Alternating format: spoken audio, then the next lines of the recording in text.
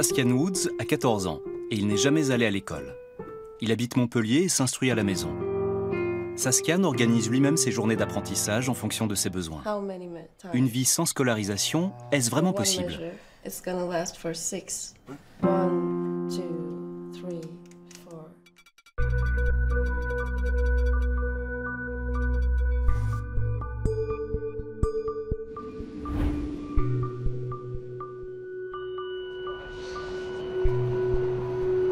En France, la scolarisation n'est pas obligatoire. Les parents qui le souhaitent peuvent instruire leurs enfants à la maison. Près de 20 000 enfants suivent actuellement cette voie d'apprentissage, sans avoir à craindre de sanctions.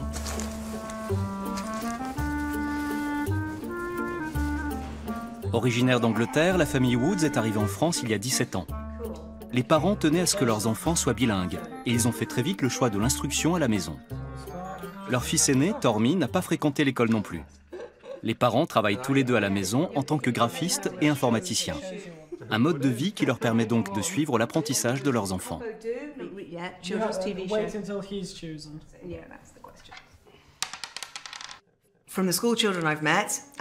Quand je discute avec des parents dont les enfants vont à l'école, je constate qu'ils doivent toujours les pousser pour qu'ils fassent ce que l'école leur demande de faire.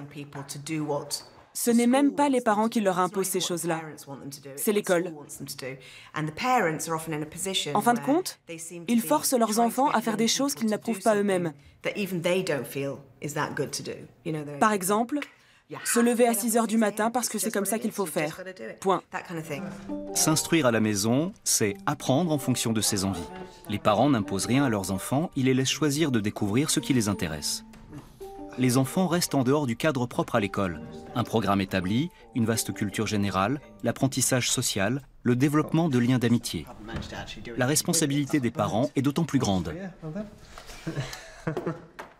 Pour le papa de Saskian, le dialogue est primordial dans l'apprentissage.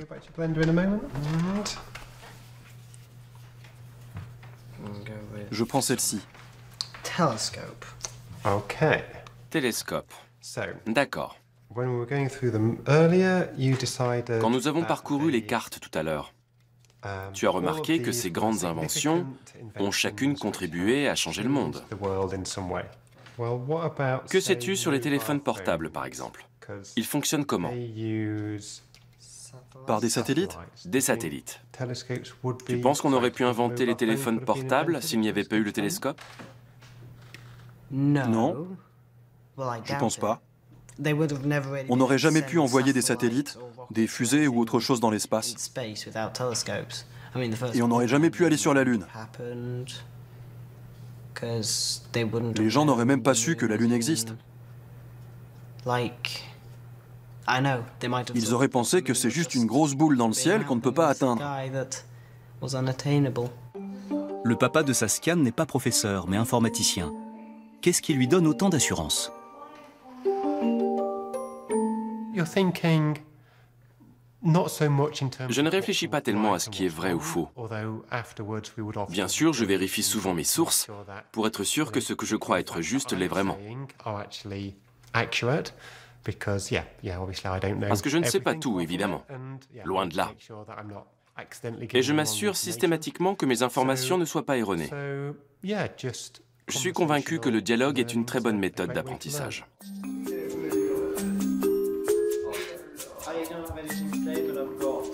Sinon, demain matin, j'ai mon cours de violoncelle. À 10 heures, c'est ça? Oui. Avec Charlie et Saskian, j'organise un atelier de théâtre d'impro de 11h30 à 12h30. Tu as marqué 2 heures.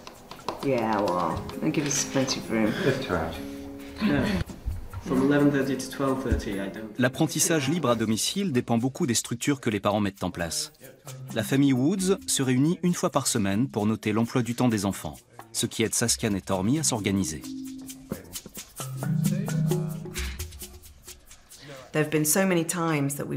Nous avons souvent eu des moments de doute concernant notre choix. Par exemple, les garçons ont commencé à lire très tard. Tormi avait 9 ou 10 ans. Mais d'un autre côté, 4 ans plus tard, il avait déjà écrit ses propres romans. Donc quand on y repense, on a bien eu des doutes, mais finalement, on peut dire qu'on s'est inquiété pour rien. Nous voici en Allemagne, en Rhénanie du Nord-Westphalie, dans une grande ferme où vivent une centaine d'habitants. Dominique et sa famille ont emménagé il y a quelques semaines ici. Leur fils, Mats, a 8 ans et ne va pas à l'école. En Allemagne, environ 1000 enfants sont instruits à domicile, comme lui. La maman de Mats est convaincue que les enfants apprennent mieux et plus à la maison. Mais en Allemagne, l'apprentissage à l'école est obligatoire et les parents qui y soustraient leurs enfants s'exposent à des sanctions sévères allant jusqu'au retrait du droit de garde.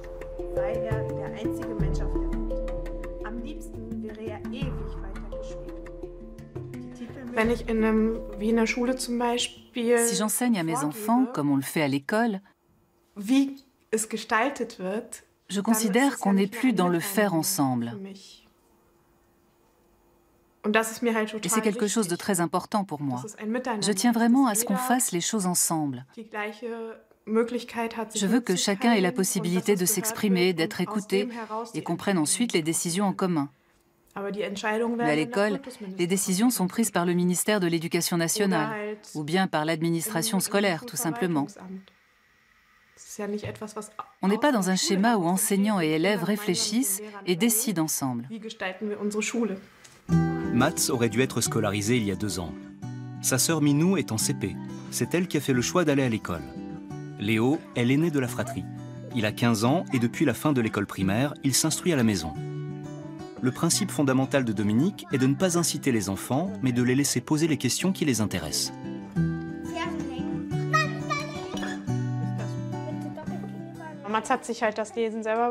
Mats a appris à lire tout seul.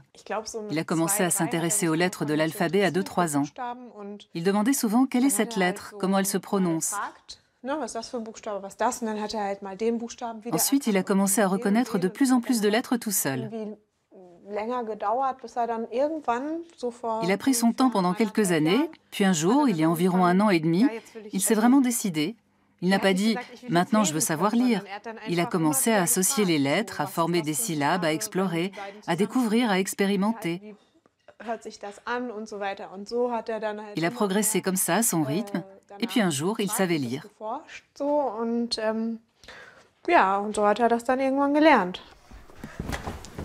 Je lis à voix haute. Peter holt Luft, den ersten Detektiv zu widersprechen. Doch ihm fiel nichts mehr ein. Hör zu, Peter, fuhr Justus ihn fort. Was versöhnlicher Tonfall fort. À 8 ans, Mats maîtrise aussi les opérations élémentaires en mathématiques. Quand on ne sait pas calculer du tout, quand on a besoin de calculer quelque chose de très important, et qu'il n'y a pas de gens qui savent faire des calculs ou qui ont un téléphone portable, c'est embêtant. Et si en plus il faut calculer avec des grands chiffres, ça serait un peu bête de ne pas savoir faire quand même.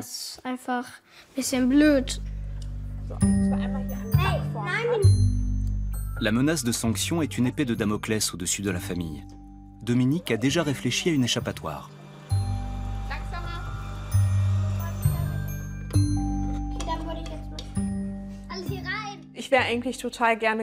Moi, j'aurais bien aimé voyager. C'était en fait mon rêve. Je voulais contourner l'obligation de scolarisation en voyageant avec les enfants. Mais Thomas n'est pas d'accord avec ça. Il aime son travail et aussi la sécurité que le travail lui donne. Bon,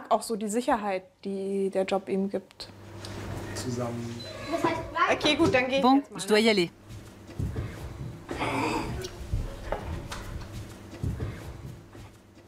Ce qui n'est pas tout à fait clair pour nous, c'est de savoir quel est le prix que nous sommes prêts à payer. Je sais par exemple que si j'allais jusqu'au bout de notre choix, je ne pourrais pas travailler comme je le fais aujourd'hui. J'aime mon métier et j'en ai besoin. Et la question qu'on se pose, c'est « avons-nous assez de temps pour bien faire les choses ?»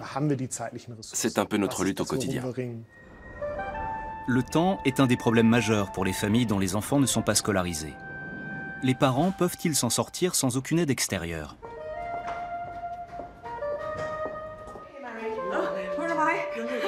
À Montpellier, les Woods ont décidé de faire appel à Marion, qui est professeure d'anglais. Depuis 1 an, elle vient 1 fois par semaine pour sa scan. Son aide offre un peu de répit aux parents et permet aussi de réduire certaines tensions. Yeah, because it's starting to be winter. In the village? Yeah, the Oh, last I know where you were. You could have come and seen me. Can you open? Have you got Tu access peux to ouvrir your ta boîte files on this mail. computer? Go on your email. Je t'ai envoyé un document sur le pentamètre iambique. Est-ce que tu sais ce que c'est? Do you know what pentameter means? Aucune idée. No idea. And iambic pentameter is the name Le we pentamètre give iambique to est le nom a d'une rhyming structure métrique. rhyming pattern. C'est un rythme de vers. This adventure is now Le couple Woods a 2 salaires, ce qui lui permet de rémunérer Marion.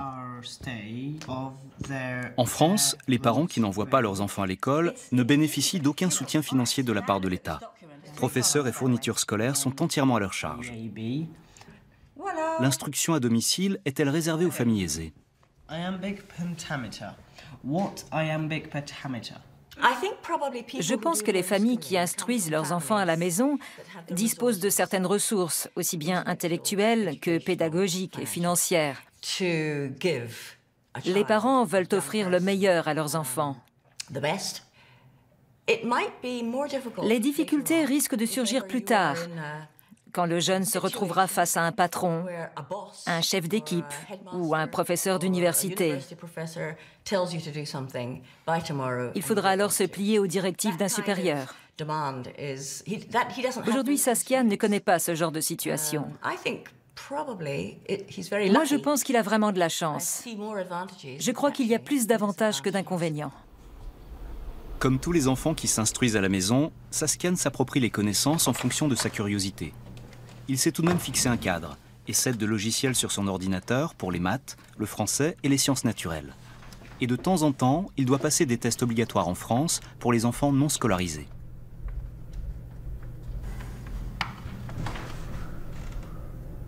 Once a year, Une fois par an, je dois passer un test de connaissances. Je ne sais pas où ça se passe, mais mes parents savent. Je suis évalué en français, anglais, histoire-géographie et maths. Si d'une année sur l'autre, les résultats montraient que je n'avais fait aucun progrès, je devrais être scolarisé. Mais jusqu'à présent, ça n'est jamais arrivé. Une exigence qui satisfait aussi pleinement les parents. Sans un contrôle régulier basé sur le programme officiel scolaire, ils reconnaissent que l'instruction à la maison pourrait nuire aux enfants.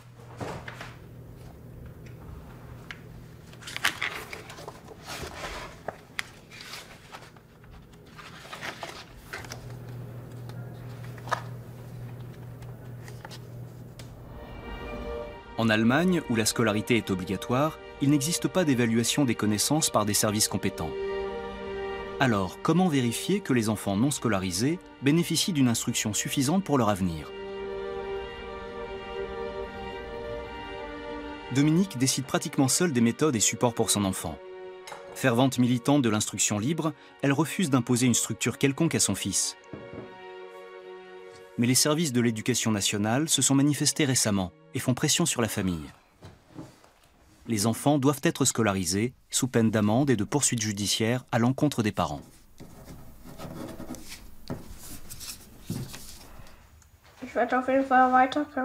Je vais me battre jusqu'à ce qu'ils comprennent que l'école, c'est nul. Tu ne sais pas si l'école c'est nul. Si, j'ai déjà été un peu. Tu veux dire quand tu as fait la journée de test pour voir comment c'était à l'école? Qu'est-ce que tu as trouvé de nul? Il y a eu sans doute quelque chose que tu n'as pas aimé. C'est parce qu'on est obligé de faire des choses qu'on n'a pas envie. J'irai à l'école que si je pouvais décider ce que je veux faire. Mais s'ils me disent « maintenant tu fais de l'anglais », ça me plairait pas.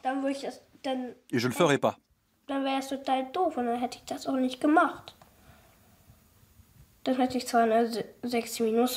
J'aurai 0, mais je m'en fiche. Ça m'est égal. Je ferai pas ce qu'on me dit de faire. Oui, mais ne pas faire ce qu'on te dit de faire juste par principe, ce n'est pas bien non plus. Ce qui est important, c'est de faire ce que ton cœur te dicte. C'est ça que je voulais dire. D'accord. Si par exemple je veux lire et qu'ils me disent « Non, tu dois faire des maths maintenant », ce serait nul. J'aime bien les maths quand même, mais pas quand je veux lire. Dominique est perplexe. Son fils n'a pas encore découvert les bons côtés de l'école. Par exemple, qu'il peut se faire de nouveaux amis. Il a très peu de contact avec les autres enfants. C'est un problème fréquent chez les enfants non scolarisés. Mais Dominique craint que l'école ait une influence négative sur le développement de Mats. Il y a quand même une peur, une appréhension qui est là.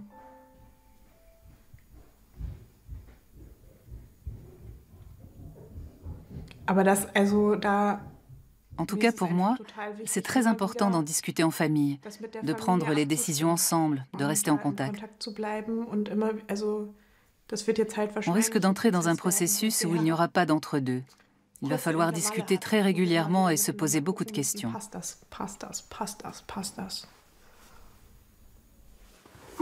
Maman, j'ai pas de slip. Il y en a en haut dans la corbeille à linge bleu. Oui, tu le sais très bien. Tu es juste un peu paresseux ce matin, j'ai l'impression.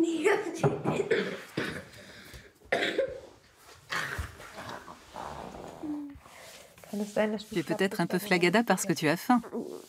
Maman, j'ai envie que tu me fasses à manger. Les liens entre Dominique et son fils sont très forts. Depuis qu'il est né, le petit garçon de 8 ans n'a jamais fréquenté l'école, ce qui renforce incontestablement la relation mère-fils. Mais cette identité conditionne peut-être aussi la perception de Dominique concernant le développement de Mats. Les enfants non scolarisés ont plus de difficultés à prendre leur distance avec leurs parents et à s'adapter au sein d'un groupe.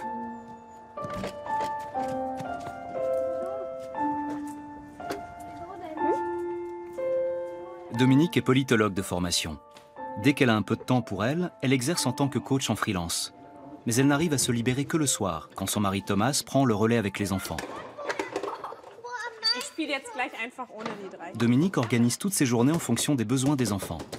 Pour elle, les jeux font partie des méthodes d'apprentissage. Se divertir est au cœur de sa pédagogie. Autre élément essentiel, le lien étroit qui la lie à son enfant. Sauf qu'en l'absence totale d'instances indépendantes, les parents sont seuls à juger des progrès de Mats.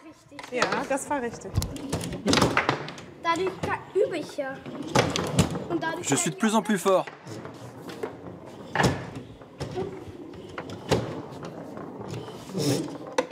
Je sais déjà qu'il ne faut pas tourner tout le temps.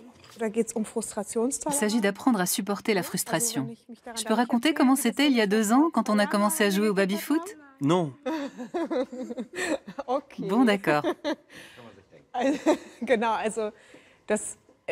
Donc ça aussi, c'est une forme de développement. Tout à l'heure, Mats a dit lui-même qu'il faisait des progrès si je jouais contre lui pour de bon. Par contre, il y a 2 ans, il n'aurait pas toléré qu'on joue avec de vraies règles. Mais il a fait du chemin depuis.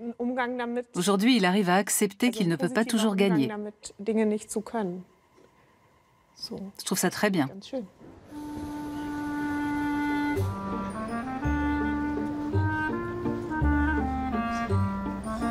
Les enfants d'Allison sont en âge de structurer eux-mêmes leur programme d'apprentissage.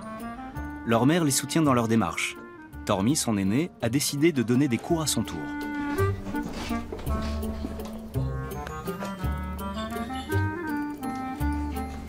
Et Tormi a déjà son premier élève.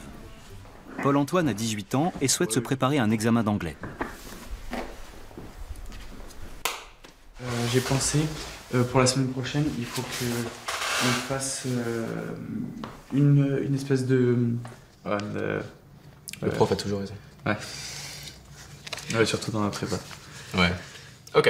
The most viral fake news, viral fake news stories outperformed. Performed. Rappelle-toi que quand il y a le ED à la fin, c'est très rarement ed. C'est toujours performed. Yes. C'est sensuel, juste un petit... But that it was extremely unlikely the post influenced the vote. Tormi s'est découvert très tôt une passion pour l'opéra. L'instruction à la maison lui a permis de développer ses talents très jeunes, avec le soutien de ses parents. 3 fois par semaine, il se rend en Avignon pour prendre des cours de chant. Il a des idées très claires pour son avenir.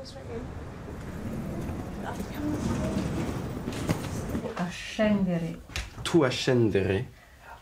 Il sacro Montor Devi.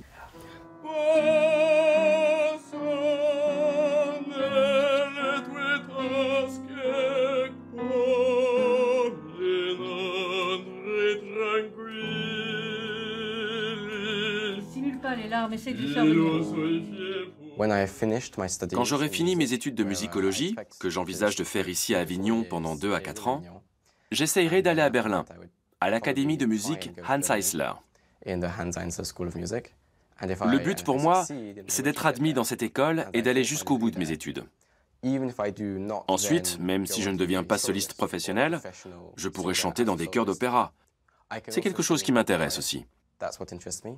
Et si je n'y arrive pas, eh bien je serai quand même diplômé de l'école de musique la plus prestigieuse au monde. Et je pourrais très bien devenir prof de musique.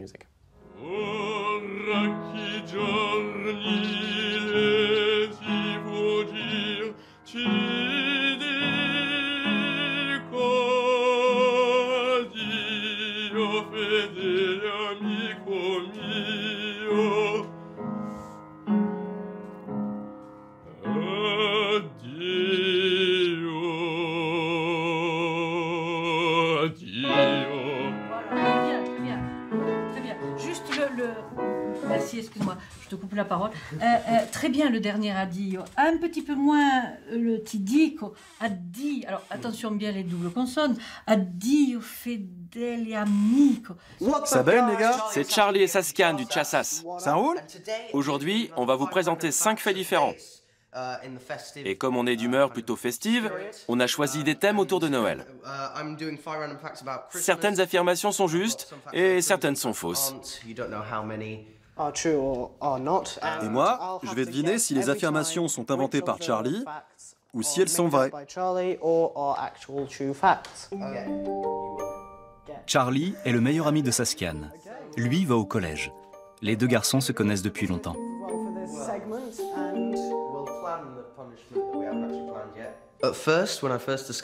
Au début, quand j'ai découvert que Saskian n'allait pas à l'école, j'ai trouvé ça un peu bizarre. Et comme j'étais un peu plus jeune, je me suis dit qu'il ne devait pas apprendre grand-chose. Mais après, quand on se connaissait déjà un peu mieux, je suis venu chez lui et j'ai compris comment il faisait en fait. Moi aussi, je prends des cours particuliers de maths. Mais Saskian retient les choses beaucoup mieux que moi. Je trouve que c'est super. Je pense que s'instruire à la maison, c'est aussi bien que d'aller à l'école. Sauf qu'à l'école, on apprend plein de choses inutiles aussi.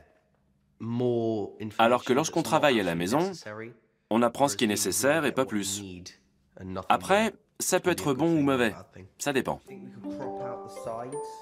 Les deux garçons partagent une passion commune, le cinéma. Leur première expérience importante a été la réalisation d'une petite vidéo pour la fête des mères. Un jour, on a fait une vidéo pour nos parents, enfin pour la fête des mères.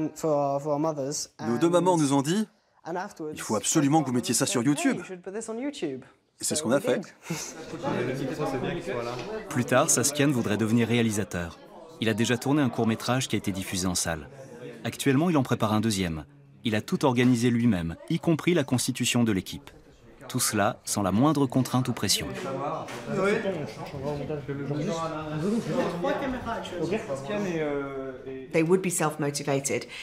Nos enfants sont déterminés de nature.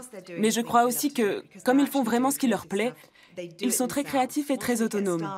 Quand ils se lancent dans un projet, on ne les arrête plus. Ils vont jusqu'au bout du début à la fin. Nous, les parents, on n'intervient pas. On ne les pousse pas et on ne leur impose rien. Par contre, ils peuvent toujours compter sur nous pour les soutenir dans ce qu'ils ont décidé de faire. Une liberté que le système scolaire allemand n'accorde pas aux familles. Dominique et Thomas se voient aujourd'hui contraints de scolariser leurs enfants. On se pose la question de scolariser nos enfants ou pas, parce qu'on fait face à des pressions extérieures. À un moment donné, il faut aussi avoir conscience de ses limites. Et du coup, on s'interroge sur les changements qui s'imposent. Quels sont les soutiens extérieurs dont nous avons besoin? Ou faut-il complètement changer d'orientation? 3 semaines plus tard, Matt s'est scolarisé. Ses parents ont cédé à la pression des autorités.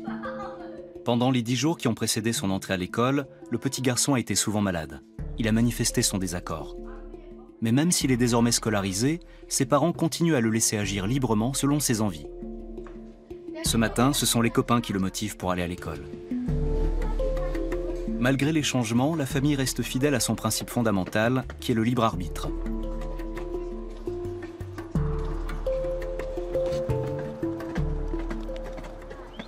Mats est très clair. Il dit tout le temps qu'il ne veut pas aller à l'école. Tous les jours, quand il rentre, il parle de choses qui l'ont fait souffrir.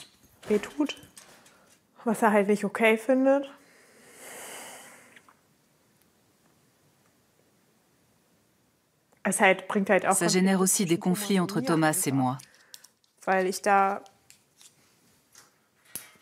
Parce que moi, j'ai tendance à dire qu'on doit soutenir nos enfants jusqu'au bout dans ce qu'ils ont envie de faire. Mais les enfants n'ont-ils pas également besoin d'apprendre à faire des compromis, à respecter les besoins des autres? Je suis très stressé par cette opposition qu'il manifeste. Et je ne veux pas que ça prenne autant d'ampleur. Les autres membres de la famille comptent tout autant. Ma plus grande préoccupation est de faire en sorte que tout le monde se sente bien. L'école est terminée pour aujourd'hui. Mats s'intègre bien. Il a le niveau de connaissance requis. Et pourtant, son malaise est palpable. On se fait encore du souci tous les jours. On se demande si Mats réussira à s'adapter plus ou moins à l'école. Mais en quelques semaines, j'ai vu que tout ce qu'il a appris par lui-même est reconnu et mis en valeur.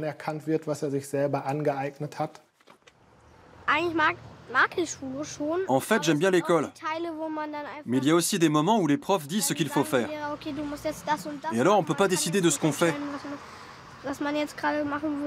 J'aime bien faire des exercices, mais pas toujours ceux que les profs disent de faire. C'est ça que je trouve nul à l'école. Mais sinon, je déteste pas du tout l'école. Et même, j'aime bien y aller.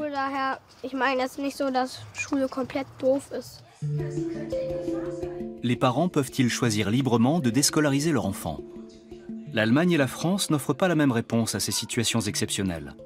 Là où la France l'autorise, l'Allemagne se montre plus ferme, ce qui peut créer de sérieux conflits au sein des familles. Parents et enfants sont confrontés à des situations parfois inextricables et déchirantes.